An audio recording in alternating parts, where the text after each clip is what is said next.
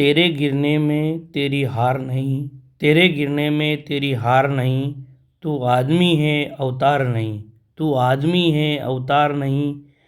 गिर उठ चल दौड़ फिर भाग, गिर उठ चल दौड़ फिर भाग, क्योंकि जीत संक्षिप्त है इसका कोई सार नहीं, इसका कोई सार नहीं। हेलो दोस्तों, गुड इवनिंग, नमस्कार, राम राम। आप सभी का मेरे यूट्यूब चैनल जीके विद देव गुजर में स्वागत है। दोस्तों, हम राजस्थान अध्ययन की कक्षा 10 की किताब का लगातार अध्ययन कर रहे हैं। उसका पहला जो चैप्टर है वो अपन ने कंप्लीट कर लिया है, राजस्थान एक परिचय। वो हमारा चैप्टर पूरा हो गया है। आज की क्लास में हम जो दूसरा चैप्टर है राजस्थान के प्रमुख संत एवं लोक देवता, उसका अध्ययन करेंगे। इसमें जो प्रमुख संत हैं राजस्थान के और प्रमुख लोक देवता हैं, उनका संक्षिप्त रूप से बताया गया है। उसका अपन गहनता के साथ में अध्ययन करेंगे। तो चलो दोस्तों, क्लास को स्टार्ट करते हैं। राजस्थान के प्रमुख संत एवं लोक देवता। दोस्तों, यदि आप चैनल पे नए हो तो चैनल को सब्सक्राइब ज़रूर करें और इस क्लास को अपने दोस्तों के साथ ज़्यादा से ज़्यादा शेयर करें, ताकि इस क्लास की पहुंच हर एक बच्चे तक पहुंच हो सके। तो स्टार्ट करते हैं आज की क्लास को। राजस्थान के प्रमुख संत एवं लोक देवता। दोस्तों, लोक देवता की परिभाषा क्या है? लोक देवता 13वीं सदी से राजस्थान में इस्लाम के प्रवेश एवं तुर्क आक्रमणों के कारण राजस्थान के जनजीवन में एक नवीन परिवर्तन दृष्टिगोचर होता है। इस्लामी संस्कृति के प्रभावी तथा रूढ़िवादी और बाह्य आडंबर से उत्पन्न वातावरण में प्रबुद्ध मनीषियों की चिंतन धारा मंदिरों और मूर्तियों की अपेक्षा ध्यान, मनन एवं नाम स्मरण की दिशा की ओर प्रभावित होने लगी थी। इसी कालखंड में राजस्थान में कुछ ऐसे महान व्यक्तियों ने जन्म लिया जिन्होंने अपने आचरण व दृढ़ता से समाज को एक नई राह दिखाई। आमजन ने इनकी दिखाई राह का न केवल अनुसरण किया, वरन इन्हें देवता तुल्य मानते हुए लोक देवता एवं लोक संत का दर्जा प्रदान किया।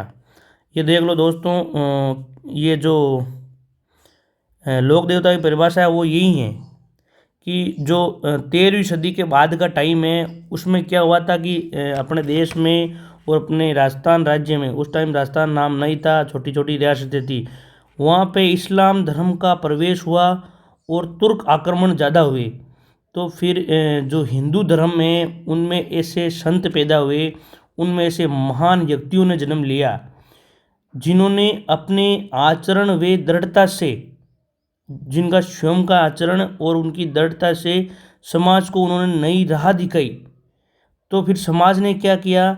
समाज ने न केवल उनकी जो राह दिखाई थी उसका अनुसरण किया, बल्कि उन लोगों को देवता के तुल्य माना, देवता के समकक्ष माना और उन्हें लोक देवता का दर्जा दिया और संत का दर्जा प्रदान किया। तो सबसे पहले हमारे इस जो चैप्टर में वो लोक देवता है वो है गोगा जी। गोगा जी के बारे में पढ़ेंगे। गोगा जी का नाम राजस्थान के पंच पीरों में, ये 5 पंच पीर है, 5 लोक देवता है, उनमें सबसे पहला नाम गोगा जी का है। गोगा जी का नाम राजस्थान के पंच पीरों में बड़ी श्रद्धा से लिया जाता है। पाबू, हरबू, रामदेव, मांगलिया, मेहा, पांचों पीर पधारजो गोगा जी। जी हाँ, देखो, पाबू जी, हरबू जी, रामदेव जी, मांगलिया जी और मेहा जी, ये 500 पीर है। ये कह रहे हैं कि आप भी पधारना जिस प्रकार से गोगा जी पधारे हैं। इनके पिता का नाम जेवर और माता का नाम बाचल था। जो गोगा जी है उनके पिता का नाम था जेवर और इनकी माता का नाम था बाचल। इन्हें गोरखनाथ व महमूद गजनवी के समकालीन माना जाता है। ये आपको ध्यान रखना है, कभी कभी ये परीक्षा में समकालीन का पूछा जाता है कि गोगा जी के समकालीन थे, तो उसमें गोरखनाथ जी और महमूद गजनवी इनके समकालीन माने जाते हैं। जो गोगा जी का अपने मौसेरे भाइयों अर्जन और सर्जन के साथ संपत्ति को लेकर विवाद चल रहा था। अर्जन सर्जन द्वारा मुसलमानों की फौज लाकर गोगाजी की गायों को घेर लेने के कारण इनका गोगाजी के साथ भीषण युद्ध हुआ। इनमें अर्जन सर्जन के साथ गोगाजी की भी वीरगति प्राप्त हुई। ये जो भाई थे अर्जन और सर्जन, वो भी इस युद्ध में मारे गए और गोगाजी को भी इस युद्ध में वीरगति प्राप्त हुई। गोगाजी का जन्म स्थल ददरेवा शीर्षमेड़ी, ये ध्यान रखना है कि जन्म स्थल कहाँ है। जन्म स्थल है ददरेवा, ददरेवा शीर्षमेड़ी, तथा समाधि स्थल है धुरमेड़ी। जो जन्म स्थल है वो तो कहलाता है शीर्षमेड़ी, और जो समाधि स्थल है वो कहलाता है धुरमेड़ी। ये आपको ध्यान रखना है, दो चीज़ें हैं। पहली चीज़ है शीर्षमेड़ी, दूसरी चीज़ है धुरमेड़ी। धुरमेड़ी को अपन समाधि स्थल कहेंगे और जो शीर्षमेड़ी है उसको अपन जन्म स्थल के नाम से जानते हैं। गोगाजी की स्मृति में गोगामेड़ी, हनुमानगढ़ एवं समस्त राजस्थान में भादवा की कृष्ण नवमी, भादवा महीना की कृष्ण नवमी को गोगा नवमी के रूप में माना जाता है, मनाई जाती है। इस दिन गोगाजी की अश्वरोही भाला लिए योद्धा के प्रतीक के रूप में अथवा सर्प के प्रतीक के रूप में पूजा की जाती है। इनका पत्थर पर उत्कीर्ण सर्प मूर्ति युक्त पूजा स्थल प्राय गांवों में खेजड़ी के वृक्ष के नीचे होता है। मान्यता है कि गोगाजी को जहार पीर कहकर पूजने से सर्पदंश का विष प्रभावहीन हो जाता है। हिंदू नागराज, तो हिंदू इनको नागराज के नाम से जानते हैं और मुस्लिम इनको गोगा पीर के नाम से इनकी पूजा करते हैं। ये आपको ध्यान रखना है। ये आपको ध्यान रखना है कि जो समाधि स्थल है वो तो धुरमेड़ी है और जो जन्म स्थल है वो शीर्षमेड़ी है। और गोगाजी का वो स्मृति में गोगामेड़ी में मेला भरता है। और मेला कब भर रहा है? ये भादवा की कृष्ण नवमी को मेला भरता है। ये आपको चीज़ ध्यान रखनी है। हिंदू इनको नागराज कहते हैं, वहीं मुस्लिम इनको गोगा पीर कहते हैं। इनको जहार पीर भी कहा गया है। जहार पीर कहकर यदि कोई सर्पदंश पूजता है तो सर्पदंश, यदि सर्प का डसा हुआ कोई आदमी है तो उसका विष प्रभावहीन हो जाता है। तो ये हमारे गोगाजी थे। गोगाजी के बाद में जो अगले लोक देवता है वो है तेजाजी। तेजाजी, वीर तेजा का जन्म खड़नाल नागौर में हुआ है। कहाँ हुआ है? खड़नाल नागौर में। ताहड़जी और रामकुंवारी, वीर तेजा का जन्म कहाँ हुआ है? वो हुआ है खड़नाल नागौर में।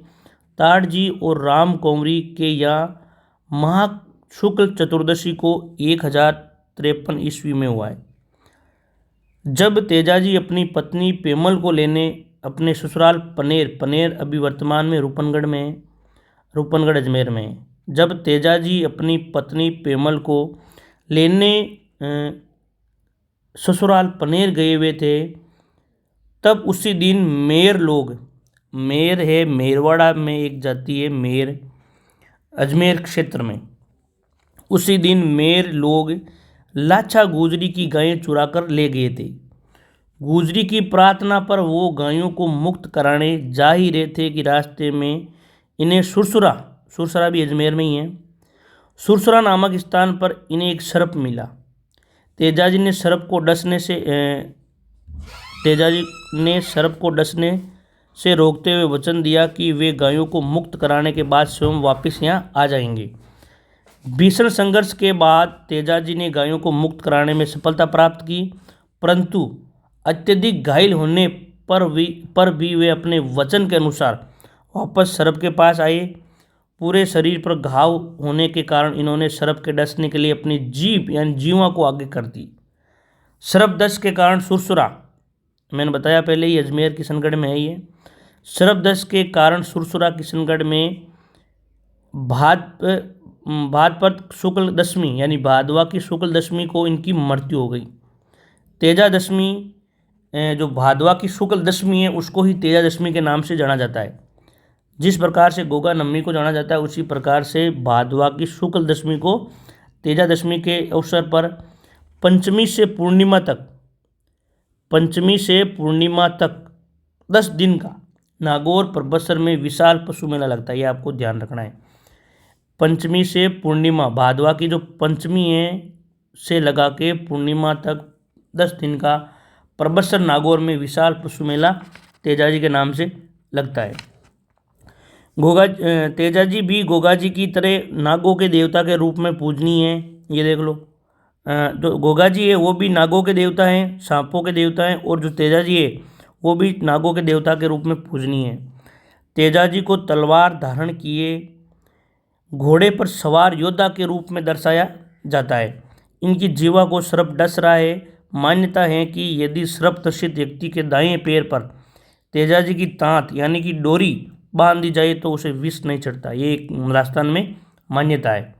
ये देखो, ये फोटो तेजा जी महाराज की है, जिसमें सांप डसता हुआ ये जीप पे दिखाया जा रहा है, और सफ़ेद जो सफ़ेद रंग का घोड़ा है उस पर सवार है।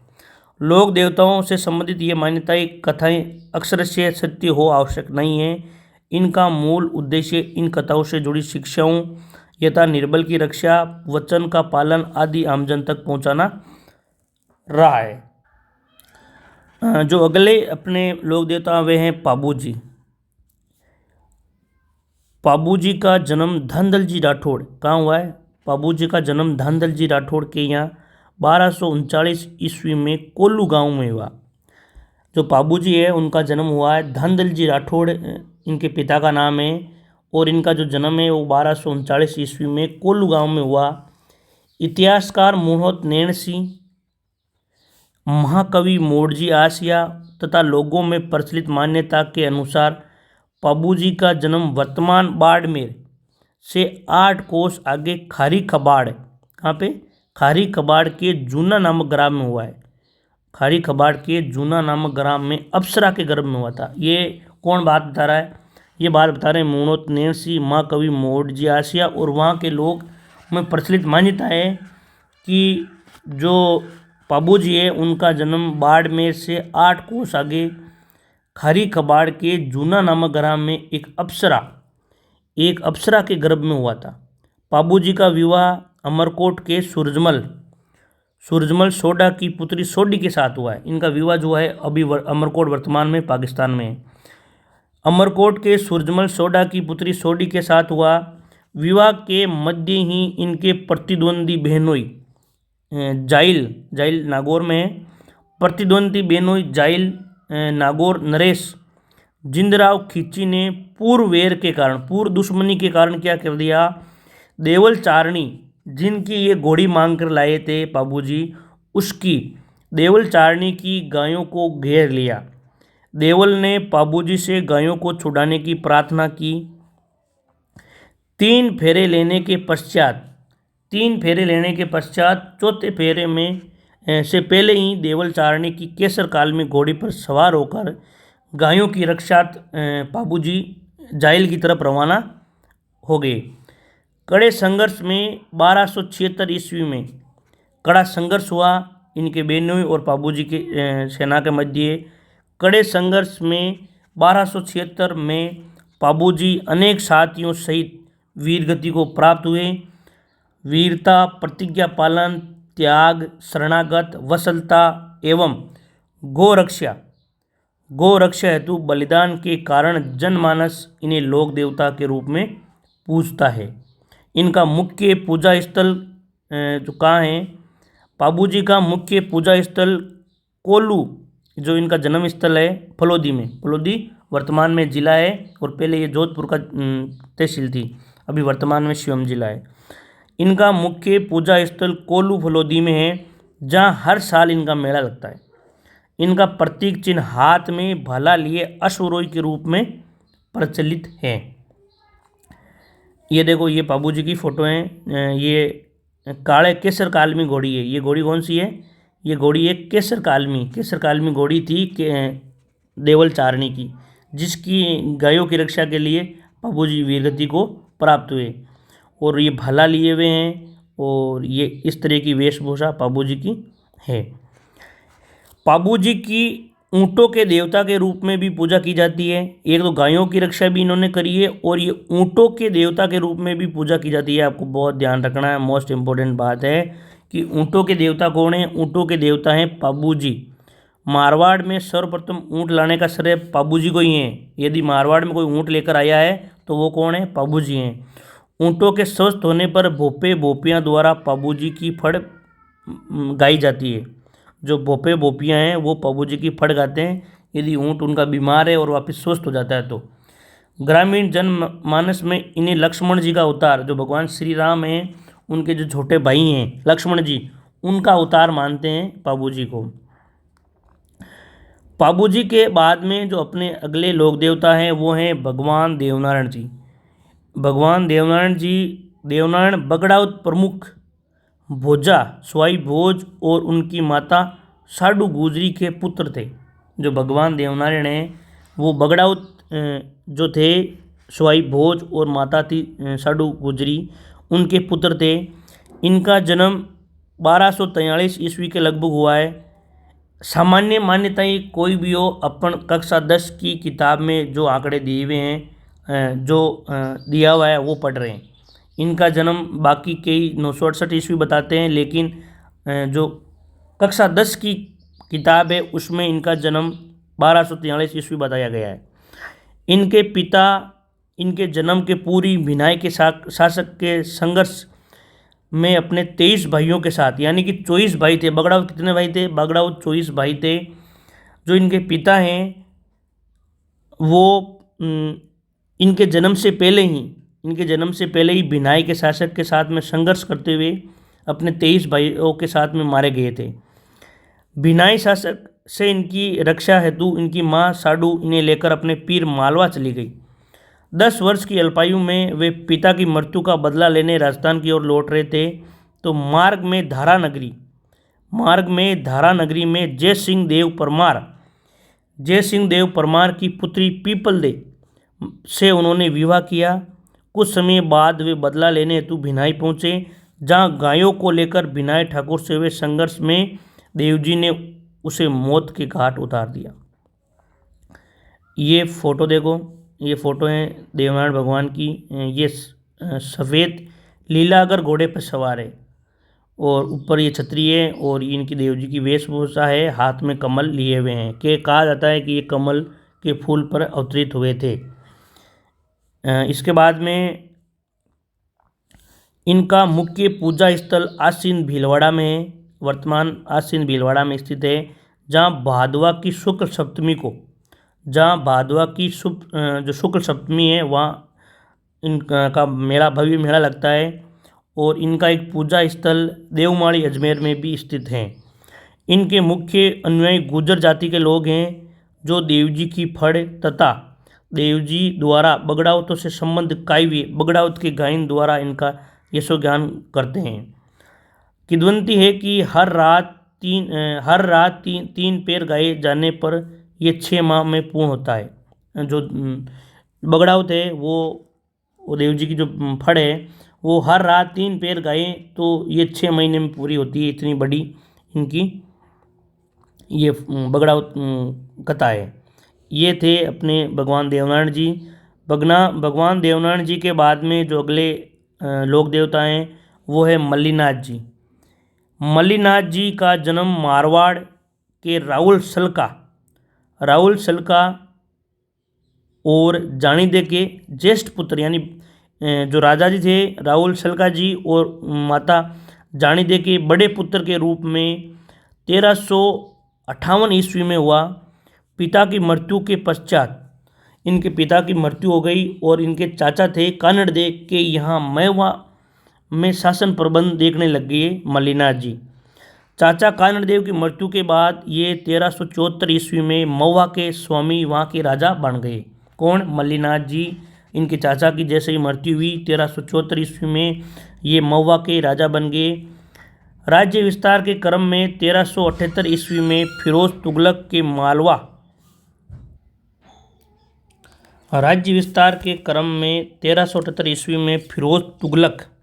फिरोज तुगलक के मालवा के सूबेदार निजामुद्दीन की सेना को इन्होंने मार भगाया था। बहुत बड़ी बात है कि फिरोज तुगलक की जो सूबेदार है निजामुद्दीन, उसकी सेना को इन्होंने मल्लीनाथ जी ने मार भगाया था।